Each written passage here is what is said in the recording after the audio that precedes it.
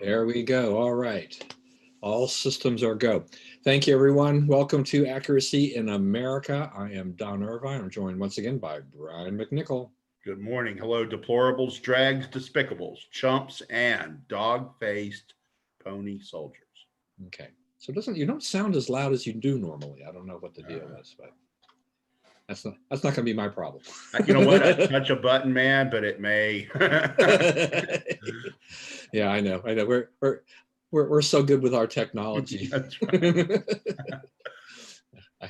I'm going to say it's my age. I thought I was halfway decent, but sometimes this stuff drives me crazy. You're a lot better than me, but you know. And my wife is a total loss, so she doesn't watch the program, so I can say that. It shouldn't be that way, because I was actually one of the first people in the country to have a computer on my desk as a worker. In 1979, they computerized the newspaper where I worked. We all had to learn to do it on the fly, and it revolutionized making newspapers. It got so much easier, like overnight. Yeah. And I just realized that I had my sound down a little bit for you, so Okay. The problem has now been solved. All of a sudden, I thought I better check the volume on this thing. It's always nice when it's not my fault. Yeah. Happens every once in a while, I like to celebrate. But you're right. I mean, if you think about when we first got computers and everything like that, yeah, and it took a while. Look, my father was the old style guy. I mean, I don't know how many years he continued to use a Selectric, to do things and to get things, to do stuff before he actually went to the Apple Macintosh, which was kind of a cubey little box thing. And he loved that. He loved that sucker, but it took a long time. We spent a lot of money on repairing IBM Selectrics for him over the years. I mean, it's hard. Old habits die hard, right? That's right. And if you have a way that produces it quickly, that's what people want to do. Yeah, we had a guy, and I don't know if you ever met him. His name was Alan Brownfeld, but he had worked on the Hill back probably in the 70s and 80s, and he had done a lot of other things, but he was a manual typewriter guy. I mean, everything he wrote for us was on a manual typewriter. So it's actually kind of shocking to see that he's actually on Facebook and fairly active. That's a huge leap for the manual typewriter guy. All right, so into the issue. So we'll start off. Today's Veterans Day. We don't get a chance to be broadcasting on Veterans Day very often. So they want to wish thank all the veterans for their service and wish them a happy Veterans Day. There'll be some activities obviously going on as a result of that. I think the president's at Arlington right now, laying a wreath as is tradition. Right. Yeah. So there are traditional ceremonies and things like that. It is still pretty amazing that I saw a thing on Fox News. I mean, they were going to have some 95-year-old World War II veteran on or something like that. There are not too many of them left. That's right. It's starting to die down. My dad graduated high school in 1946. So right after the end of the war, and went and volunteered for the Army. He thought he'd probably be drafted anyway. They were still drafting a ton of people then because, they didn't know what was coming next. And served, all his stuff was stateside and so forth. But, so many people did that. And, it's, something to think about, both in terms of, these are people who they ride to the sound of the guns, right? As Napoleon talked about, they, when the trouble starts, we're like, how will we deal with trouble? They're like, I will go handle it, right? That's a special kind of person to whom we owe a debt. And the other thing is that, people overlook sometimes is what an incredible force for upward mobility service in the military is. It takes people who don't necessarily know how to, handle their affairs, save money, work toward goals and so forth. It teaches them how to do that, makes them better employment prospects and all kind of stuff. And it's moved many, many people from the lower middle class into the middle class and beyond. So, it's been a great equalizing. It's also a field on which, you really learn who you can rely on. And guess what? It doesn't matter what race, color, creed, religion those people are. The trustworthy people are trustworthy people. And, Americans learn to accept each other in a lot of different ways because of the military and what it has provided the country. That's right. That's right. I mean, truly for us, with our parents. Powerful force for almost all good, Right. Right. Yeah. And these are all people. Your dad. I mean, my dad. I mean, part of what is really talked about as being the greatest generation, and Yeah. a lot of things that they have done for serving this country in one way, shape, form, or another. And you're right about what the military has done, particularly I think during World War II, and with the GI Bill, and the ability for people to be able to use that to further their education and give them something. Trained a lot of people in a lot of different careers. The military's got it's not a super generous. If you serve for 20 years, if you don't really rise in rank, you're not going to make a ton of money. So you're not, you have a small pension, but you can serve for 20 years and retire and still be a pretty young guy, have a second career based on a lot of knowledge, and you can make a lot more money. You can wind up actually living a very good middle class or upper middle class lifestyle as a result of the military.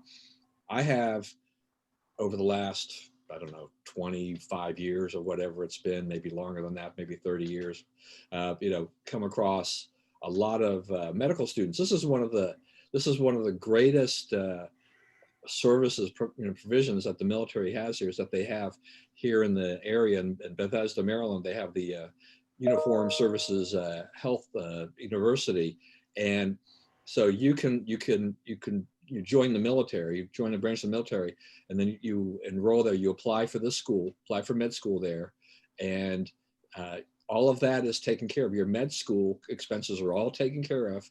You just have to basically, I think the payback is about 7 years. That once 7 years, yeah.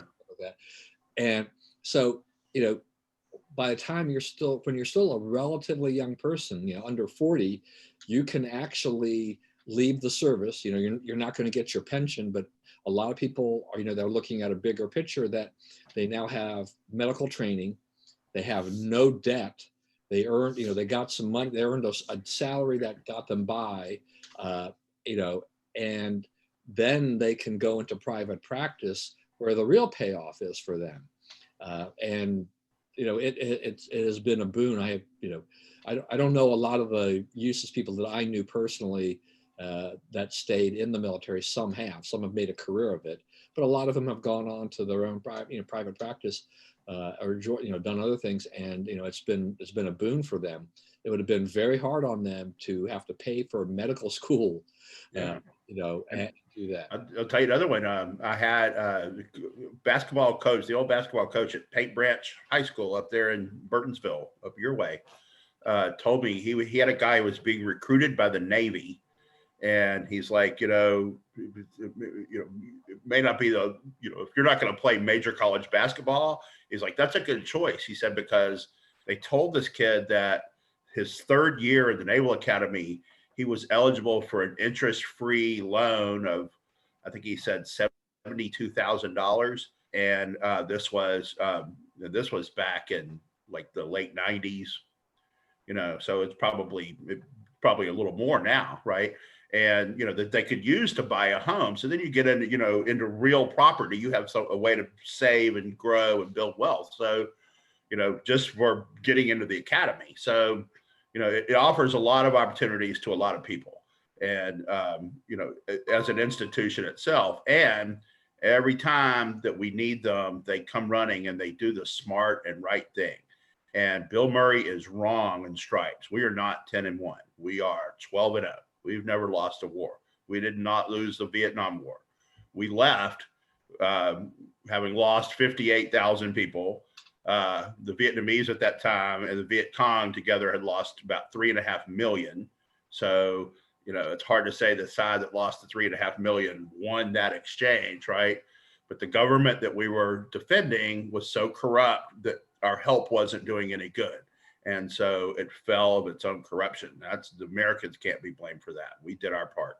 Yeah. And I'll say, before we move on to other things as well, it's just that, those that have received appointments at West Point or the Naval Academy and things like that, I mean, those are not easy appointments. Those are No, not they're easy to not. get. So, if I ever saw that on a resume, if I ever see that as part of, my eyes light up. I'm like, that is pretty impressive, That's right.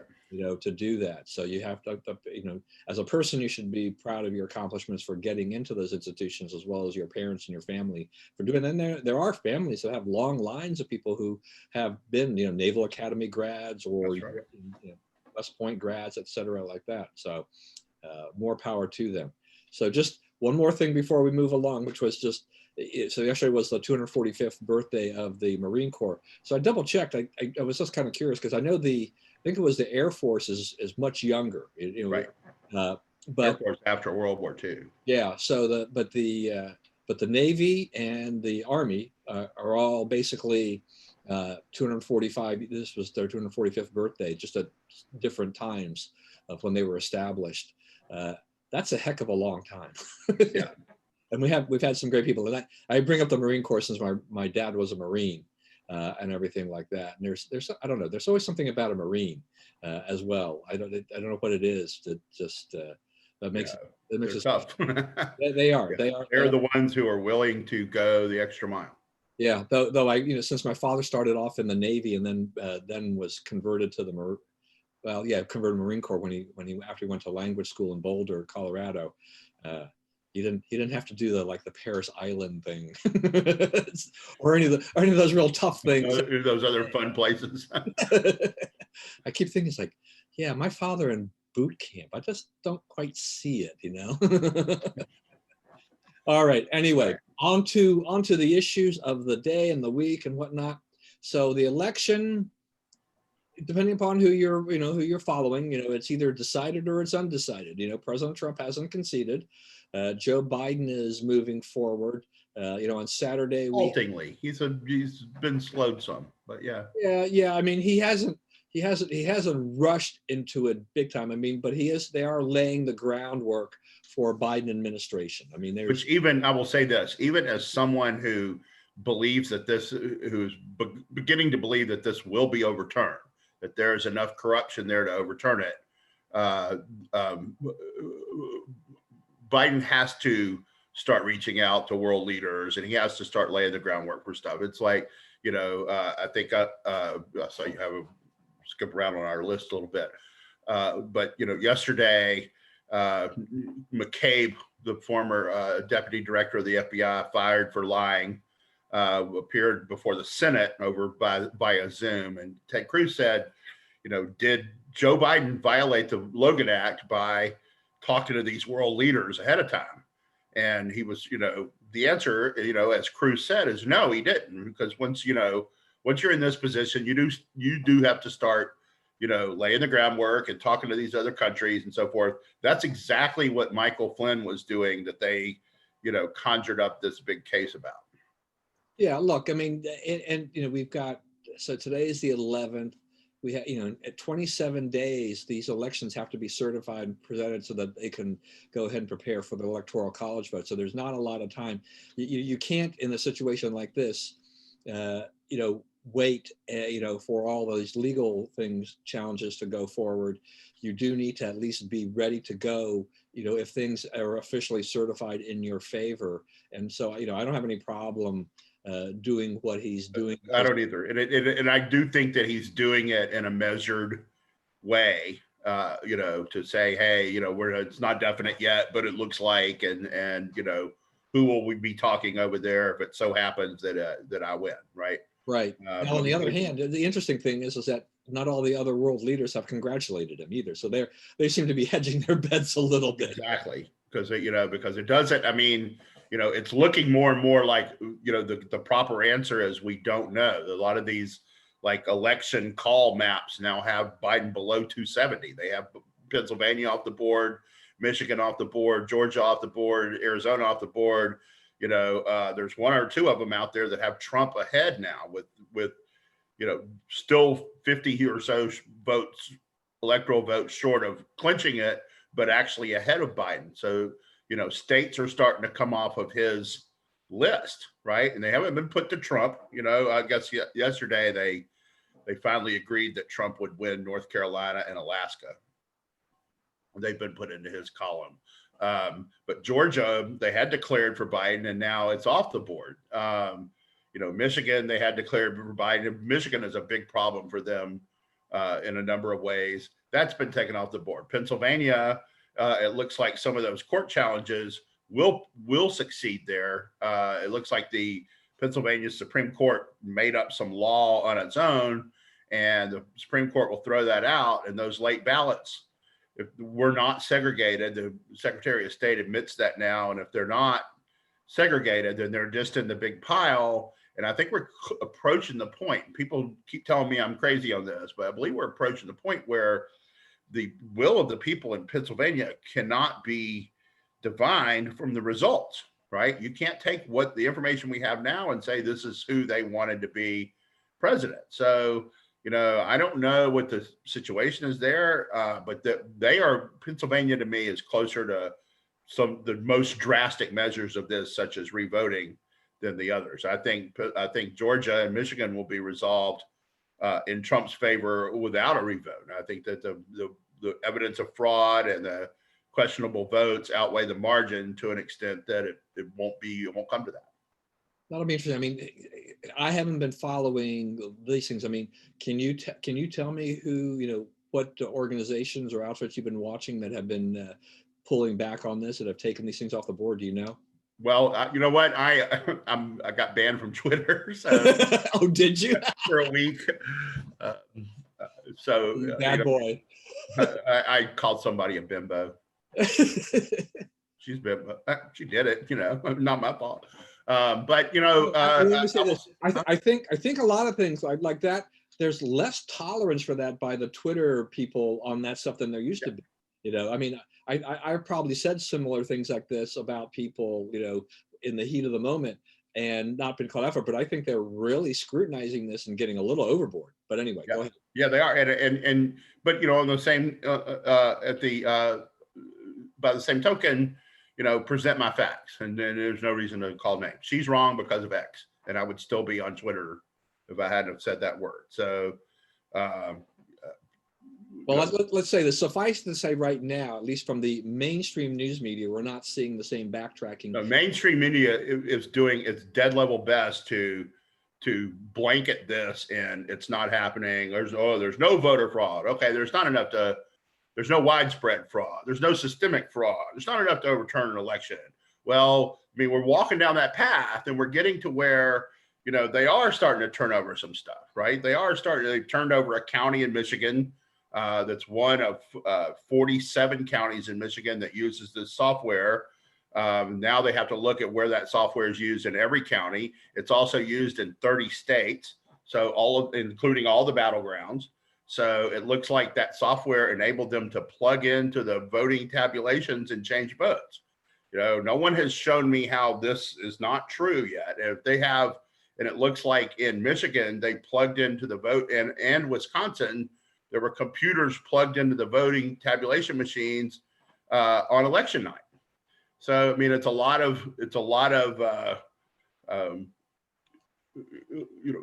of gathering of information and handing it over to people now. The people, the uncovered DCs and the people like that. Your friend Dan Bongino, his media organization, and others are covering this, and they're getting the news out. But I went through the whole Washington Post today, and they're like, it was always referred to in every reference as Trump's baseless allegations, right?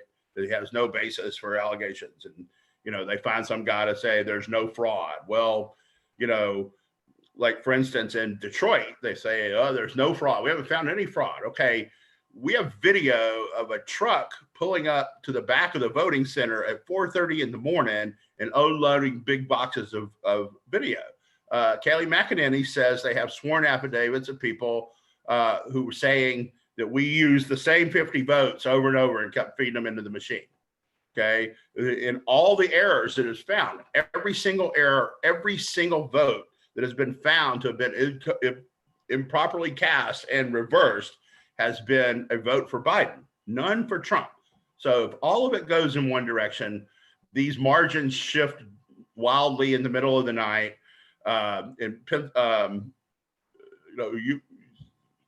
Things are, votes being delivered, poll watchers being kept out. This happened in multiple states, and there's a reason for it, and it all points in the same direction. So, I still think we have a long way to go. In the case of Pennsylvania, so I don't know how much we talked about this last week, but in the case of Pennsylvania's state legislature passed a law that said, okay, we can have mail-in voting, but all the votes have to be in on the night of November 3rd. Nothing can come in, not about postmarks, but can come into the stack after November 3rd. So the Democrats took that to the Pennsylvania Supreme Court, which ruled that not only could votes come in after November 3rd, they could come in till November 9th, and they didn't need to have postmarks to prove they were mailed by November 3rd. And the signature verification was thrown out. So, they threw out basically the safeguards. Okay. Well, courts could tell you that Law A is not constitutional. Courts cannot then divine, provisions of a law. That's not what courts do. They rule on whether a law is constitutional. They don't say, and here is the law you will now follow. It doesn't work that way.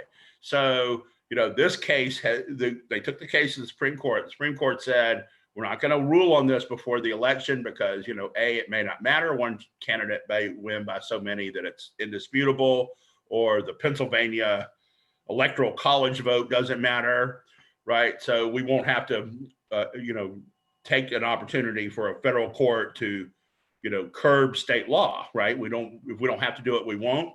Now it's gone past the election. It looks like they will.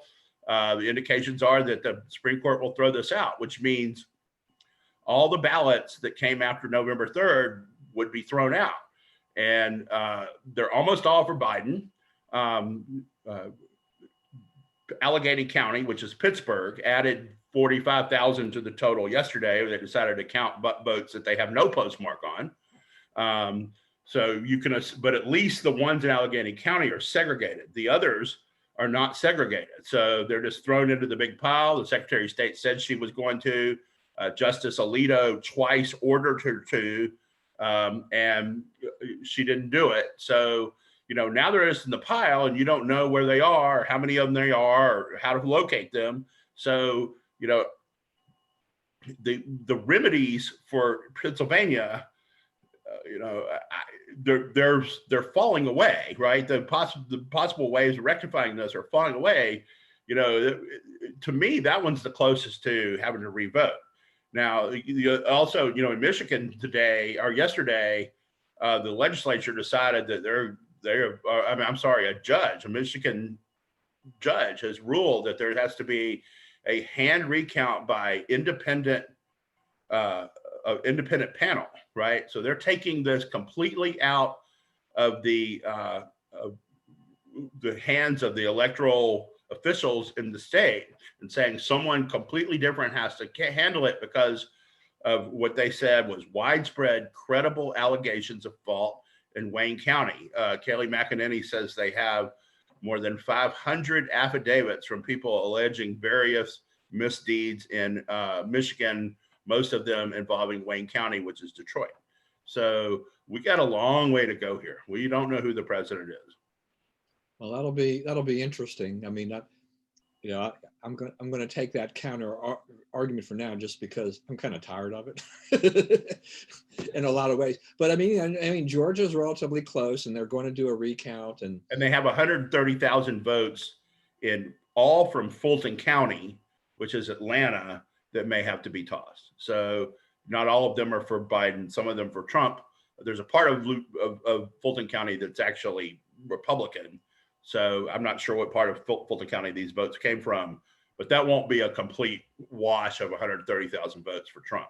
But some of these others will be, right? And if this vote counting machine, if they were able to get in and manipulate vote totals, then all kind of states could flip back to Trump. Yeah, I mean, and Georgia will be interesting because the Senate races there. I mean, there's no doubt that Kelly Loeffler and Warnock, they're going to have a runoff because there were just too many candidates, and she was at 25, 26, he was at 32, 33%. So, but but Purdue and Ossoff, I mean, a recount, depending upon this exactly how that is done, what the final results are of that, is that theoretically, I mean, it could potentially push Purdue over the 50% margin, and then avoid the runoff that he's facing. There are a lot of things that are yet to be decided on this. Arizona has become a lot closer than it was before. I don't know how many votes are still outstanding, or whether or not they're going to go through and look at that again. But that was the last time I saw, Trump was 12,000 behind with 68,000 to go. They still have 68. Wow. So, that's, you start doing the math to that in your head. If he got all 68,000, he would win by 56,000. If he got 58,000, he wins by 36. If he gets 48,000, it's 16. So, 48 out of 68 gives him a narrow win, basically. 40 out of 68, he probably loses. Yeah, that's a pretty high percentage. That's a pretty high percentage. So I've said all along that Arizona was the farthest out of reach for Trump, and I still believe that to be true. I think Georgia, Michigan, Pennsylvania are much more likely to flip to Trump than Arizona. All right, so I'm going to ask you a broader question about this. It's just that, if the hypothetical, I guess, if this somehow gets reversed, and before, in the next, 3.5 weeks, 4 weeks.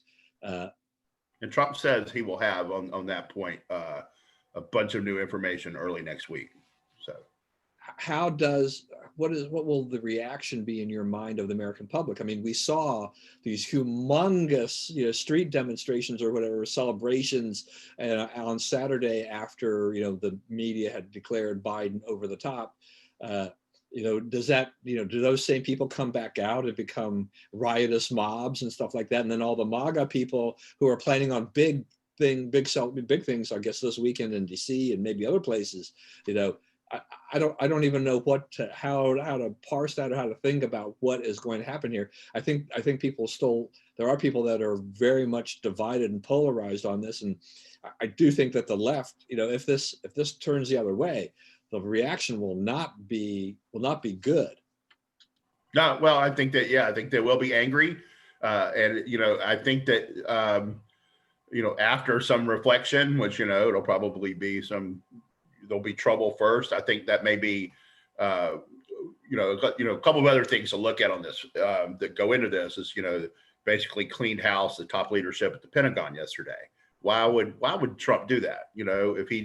If he thinks he's going to win, right, then it kind of makes sense, because you got to put people in there who are loyal, who will carry out orders to put down rebellion if rebellion starts, right? They were not sure about Mark Esper, and they got rid of him, and a bunch of people were close to him, and they've been put people in there who they can count on to follow Trump's orders. Other thing is, Attorney General Barr went to see the Senate Majority Leader the other day and basically showed him what he has and what to expect from this. And the Senate Majority Leader then comes out with a strong statement in favor of Trump continuing to fight this. So, when people are seeing what the Attorney General has gathered, they are being convinced that it's worth continuing to fight. So there is some evidence. So what your question was has escaped my mind. Well, no, I mean, just the public's reaction, because we're going to have the left versus the right. Yeah, I think that part of it is, I think that's the Pentagon, they flipped that because they are worried about a violent reaction. They're the people who are now telling us, hey, have unity, let's come together, quit fighting this, deal with the reality.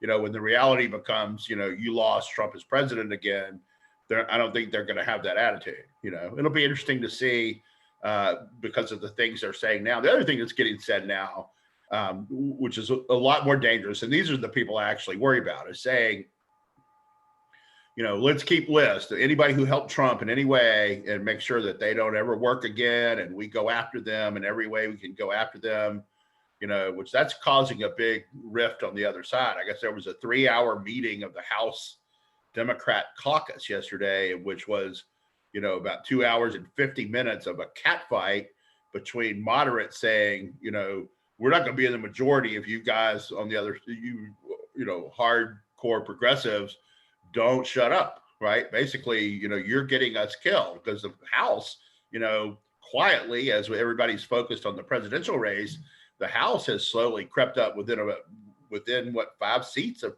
flipping to the Republicans, right? It's been a wipeout for Democrats in the House this time, and you got to figure if Biden manages to hold on and win the midterm, it probably flips to the Democrats. So also to be pointed out, 15 Republican pro-life women elected to the House this time. So, that's kind of, you're seeing issues turn our way. And it's like, as many of those candidates who won and as many of those things that have turned the right's way, for the guy who inspired it all to lag that far behind does not make sense, right? It doesn't. You got to admit that it doesn't. It doesn't add up that Republicans would be ascendant in every way in this direction, but the guy who put Republicans on that glide path loses, right?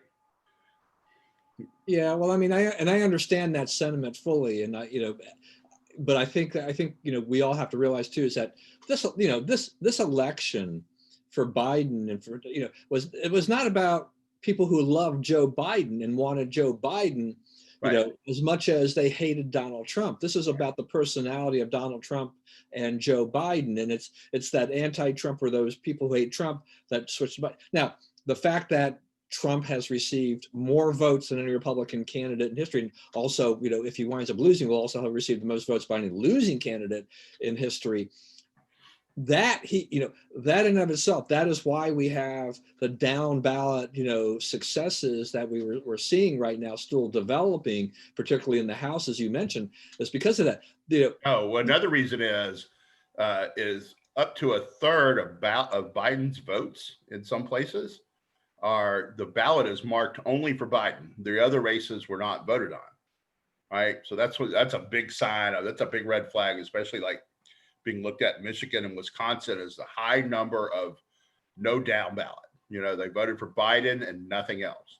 And most people that are actual concerned citizens out voting, they vote in all the races. And every ballot in America had at least 2 things on it, right? It had a president and it had a member of Congress, right? You had at least those 2 elections. And so if you have a third of his votes with, no down ballot marked on them, that's another thing. It's like you stack all these things together, and this was a dirty election. Yeah, I mean, I think even the Democrats, to a certain degree, kind of, they are scratching their heads, at least privately, about why in some states there is such a disparity. Why, say, Biden gets so many more votes than Ossoff or whatever. It's never going to be a perfect correlation for whatever reason. Right. It's out of all historical norms. But it's usually close, and a lot of places it was outside of those norms, and that has raised some questions. I mean, there's lots of questions being raised about this election, one way or the other. I did, one of the things. It looks like the Wall Street Journal was right about California. They had written a couple of days before the election that Republicans were looking pretty good in California, particularly the seats that they lost in 2018 that had flipped. And they had a good chance of winning that. And I know they declared, I was watching the news a little bit, and I see that Michelle Steele, flipped one of the seats back. And that's not only is it a woman, it's also an Asian woman. On top of that, I know her from the days I used to go out for the California Republican Party convention because her husband was a state chair for a number of years. So it's interesting to see this, that, we are definitely seeing, to me, that the policies of Donald Trump, were effective. People like the popular. They're very popular, and the Republicans came back home for those policies on the down ballot in most cases. When it came to the top of the ticket, you just still have people. I mean, I have friends, who struggled, who didn't vote for Trump in 2016, but voted for Trump in 2020. But even voting for Trump in 2020 was tough. I had a guy who called me yesterday, a friend of mine who's living up in New Hampshire, has been up there for 13 years, but he lived here for a number of years. And his wife actually worked for AIM for a while. Very lovely lady, very conservative. But he called me in despair, saying, like, what kind of strategy would you advise me on? He says, I've lost my wife to the other side. She's, she's all on, she voted for Biden. She's even got a pro-choice position. He says, one of the problems is that on her commute, she listens to NPR, that type of thing, and stuff like that. And I'm like, wow. I said, now I do have some belief, that the never Trumpers and the anti-Trumpers, who was really built on, who really just hated Trump, right? I mean, it was the personality of Donald Trump and some of the things he stood for or whatever. I do think some of those people, if Donald Trump is not in office, they will gravitate back, to the Republican Party. Not all of them have just left the party as a whole. Some of them will probably gravitate back. Well, you say that, but like the Republican Party is not going to keep pursuing these things if Trump's not ahead of it, right? I mean, the Republican Party is not going to stand up to China. It's not going to enact. Right, and that's what'll bring them. That's what'll bring them back, though. They're going to be looking for the non-Trump policies to bring them back, and the party will probably, without Trump leading the charge, the party will backtrack on a lot of these things. They will probably help. They would probably swing a little bit more to the middle, which would attract those people back in there. But I'm just trying to think about my friend's wife as like, I would continue doing what you need to be doing. Obviously he says I can't talk to her about politics anymore because it sets her off. I says, but give it a little bit of time and just kind of see, how firm is she into this camp? Or is it, if Trump is gone, will she start kind of sliding back a little bit, saying, okay, it was Trump that drove me away. If he's not there, I can accept that because the party will probably moderate a little bit more, which neither you or I want to see.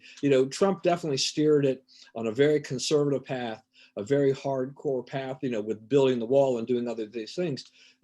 But if it does wind up that he in the end, after all the challenges are exhausted, and I believe that he has every right to challenge the results if he has a legal basis to do so, that he should exhaust his legal, avenues as much as he can. But we don't want, that all those things have to be rectified before, so we don't wind up with a constitutional crisis and other issues. We want to be able to have inaugurate a president, whoever it may be, on January 20th, regardless. And the other thing about that is though, you have these consultants now. They're all like, those car rallies and those big rallies out in the country and everything, didn't mean anything. I lost anyway, right? Well, the reason Trump has the time and the wherewithal to develop these charges, he said yesterday or Monday, it'll be all the way till next Monday before I give you the big bulk of the evidence, right? He's bought himself a whole week to go look into all this and to come up with stuff and to collect these affidavits and so forth, right? Because, regardless of what the media said and the media blackout of information here, the effort to, gaslight everyone into thinking this is all over and Biden has won easily and everyone should quit, right? It can't succeed because people like, okay, somebody was making that 95-mile long car train in Arizona, right? Somebody was in those cars driving 90, in a 95-mile long parade of cars, right? That's a lot of cars. Think about how many cars it takes to make a mile, okay?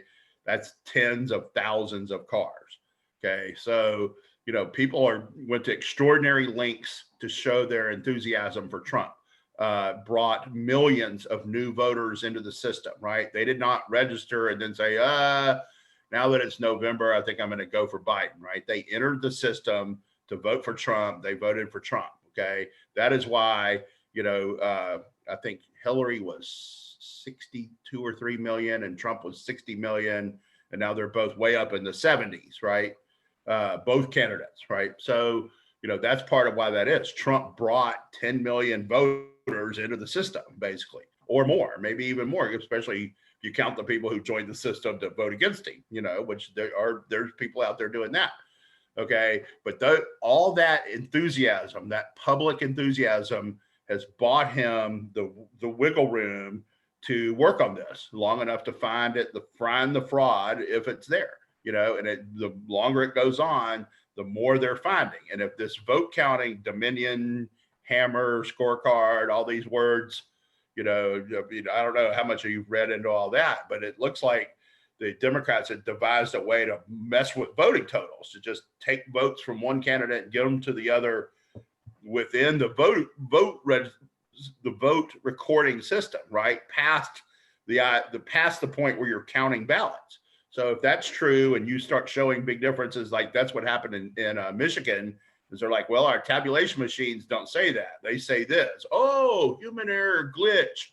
We'll fix it. You know, you start finding more of those human error glitches, which they are starting to find, then, you know, you're going to the integrity of this election. You know, American people are going to realize it's not what it was cracked up to be. And this will be an impossible conclusion to avoid, that the media tried to bum rush us on it. Right. And so I said, hey, that's over. It's over. Move on. Biden president, pick your cabinet, get out of his way. You know, they'll realize they've been lied to. I mean, it could be a big reckoning when when you start finally seeing enough votes to flip states. You know, a lot of things are going to happen in this country. Yeah, and what I think, I guess in the back of my mind, or at least one of my hopes about this in a lot of ways, even though my wife and I basically filled out our ballot and dropped it off at the election office, was that, that this is pretty damning to me about vote by mail. That a lot of problems have developed because of this, and it created those scenarios like in Pennsylvania, because when is there going to be a postmark? Do you have to do this? North Carolina extended the deadline for like 9 days. This is all ridiculous. I heard Jason Chaffetz, the other day, he alluded to something about maybe having more than 1 day to vote, but basically, basically maybe have, I don't know what the number would have been. Maybe it's like 3 days of in-person voting and that's it. None of the other stuff. You have those 2 or 3 days, because if you're going to get these kind of volumes. And people go and they do it on those days, but the mail-in voting is back to the absentee system of, you have to have a legitimate excuse. Not everybody gets a ballot in the mail, that type of stuff. And so that would probably help to a certain degree. I am definitely in the camp of a person who really, even though I didn't do it this time around, I do firmly believe that going to the voting booth and going is the best method, and that's the real way to do it. But I've obviously taken advantage of whatever's out there for various reasons. But you can see the problems that have developed with the mail-in ballots and all of this. Right. And it's just right for abuse. We've had a debate in this country for like 15 or 20 years. The Republicans say, the issue is ballot integrity. The Democrats say the issue is ballot access. Well, we had 150 million people vote. Access, not an issue. The issue is integrity. The right people vote. Only legal votes are counted. Like we need to look at same-day registration. That's not good government. That's a bad idea. That is like every rule they made enabled cheating. And you have to ask yourself, why does every single rule change these guys propose enable cheating? Because cheating is the problem.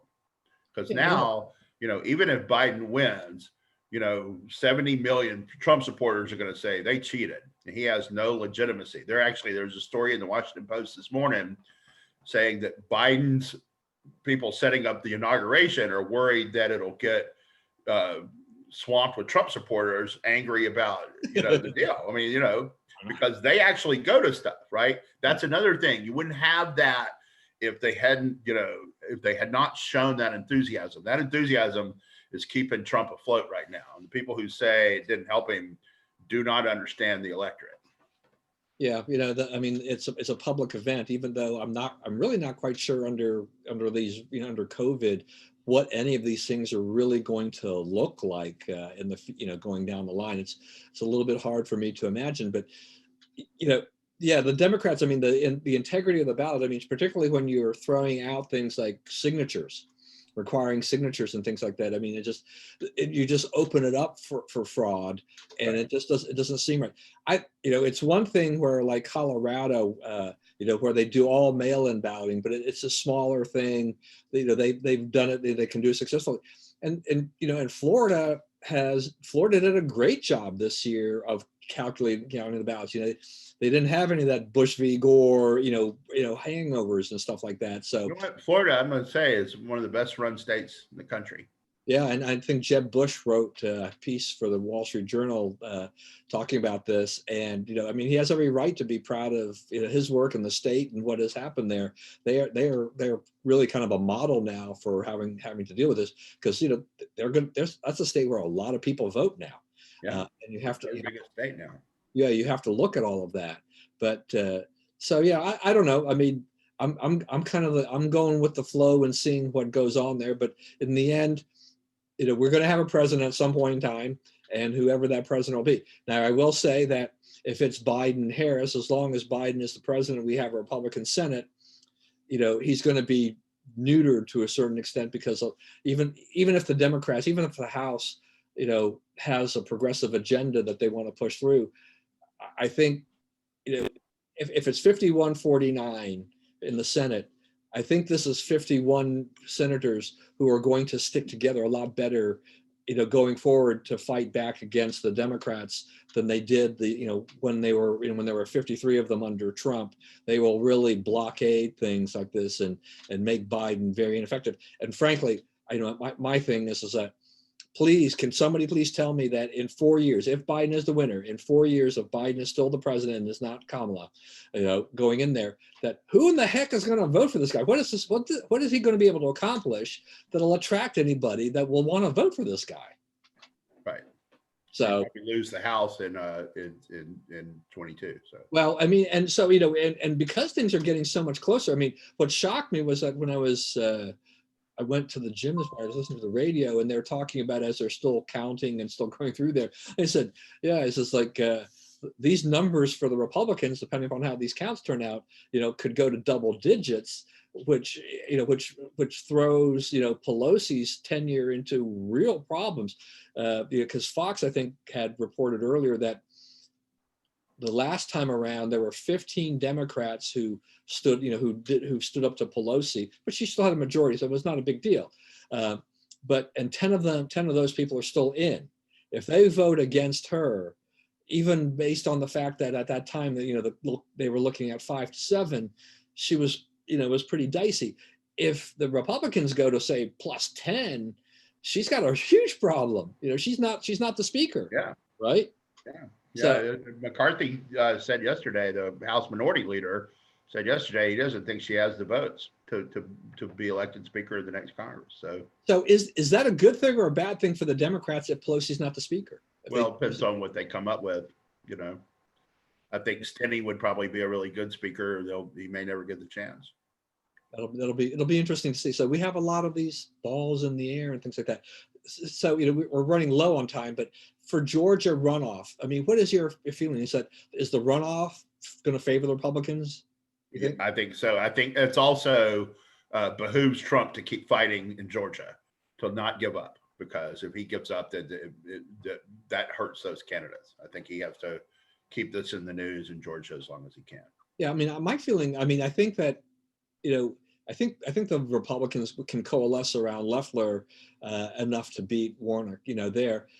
Perdue's, he's an okay candidate, but I think he was 20 points ahead, 25. He just barely didn't get to 50. Yeah. So I think he's still. I tend to think that in a generally Republican state, in most cases, that where you're having a runoff, even the Democrats are going to be desperate to find the votes. People are not going to turn out like they did for the general election for the Democrats, I think. And so I do think that these guys get in, and I think we wind up in very, very good shape overall, because really what if we get those two, keep those two, what do we wind up with? We won in Alabama, we lose in Colorado and Arizona. That was it, right? It's a net loss of 1. It goes to 52 then instead of 51. Yeah, right. That's even better than I expected, if that happens to be the case. So we're in pretty good shape. So and what about this? I mean, you kind of mentioned it a little bit earlier, but what about the Democrats that have been, AOC's lashed out about Pelosi's leadership, but Spanberger, is that what her name is? Is it Spanberger, the one out in Virginia? Mm-hmm. So she was losing last year, but she's now winning, right, in Virginia against She Rita. is, yeah. They Yeah, discovered I mean, the but I heard flash that she was. drive. First of all, what are votes doing on a flash drive? I don't know. You know, I mean, why is that an issue? I mean, that should be a hand recount. You know, especially giving the, you know, they had 100,000 votes in Fairfax that they gave to Biden that in fact went to Trump. 100,000 votes, and Biden still won handily. Although Trump won McLean, the epicenter of the swamp. Trump won. Trump won Drainsville district, which is McLean, Spring Hill, Great Falls. My Northern Virginia people know what I'm talking about. Almost all the way out here to being Reston. Trump won that district. So, you know, it's kind of interesting. You know, people always blame the rest of the state blames Fairfax for, you know, making it a Democratic state. You know, and there's a lot to that. That's, you know, there's a lot of truth to it. But in this case, like the swampiest part of the swamp, the place where, you know, Barr, Powell, Dick Cheney, you know, all those guys actually live. Paul Begala, Dan Coates. I'm trying to just think of all the people, the Scalias, you know, that live in McLean, you know, wit for Trump. So, you know, I thought that was kind of interesting. Yeah, it's been an interesting election. I mean, when I read this piece in the Wall Street Journal about parts of Texas that Hispanic had gone heavily for Hillary, and Yeah, down the King Ranch part of a lot of them flipped for Trump and really shook up things. And this one guy was saying that there was talk that maybe that the Republicans ought to be running for office there. And the guy's like, he says, we haven't really had a Republican running for office here since 1906. Yeah. But Trump made huge headway, you know, into the Hispanic community. It didn't really work out with the Black community, but the Hispanic community really turned out for him. He improved among men. Black women kind of kept the total gains down, but he made a lot of progress with Black men. All right, 2 minutes. That's what you got. 2 minutes. I wanted to say one more thing. AOC. So she said this week that she's starting to look at getting out of Congress because, you know, it's starting to look like, you know, every time she tries to do a progressive swampy thing, you know, she's told to shut up, sit down. So, you know, she got something she probably was not ready to get. And it may make sense to go away and come back, or go away and not come back. I mean, really, do you really believe she would actually leave? Yeah, I could see her leaving, especially if she thought there was a way to make a bigger impact. But that's not what she said. What she said was, you know, I just may go away and, you know, build a house in the woods and not come out anymore. You know, that seems to me unlikely. I think she liked that. That's fine. Go ahead. Spotlight a little bit more than that. Anyway, so it looks like, you know, another thing that happened is the Pfizer has announced that we'll have a vaccine very soon, and it's the one that what they have is 90% effective, and you know they're getting into the distribution stream. That's another thing Trump should get credit for. And I wanted to say something about the passing of Alex Trebek, who was, you know, one of the great game show hosts of all time. Really knew how to make people feel comfortable. You know, it's a high, you know, with the time you get on that show, you pass the test and you go through the audition and you finally get chosen.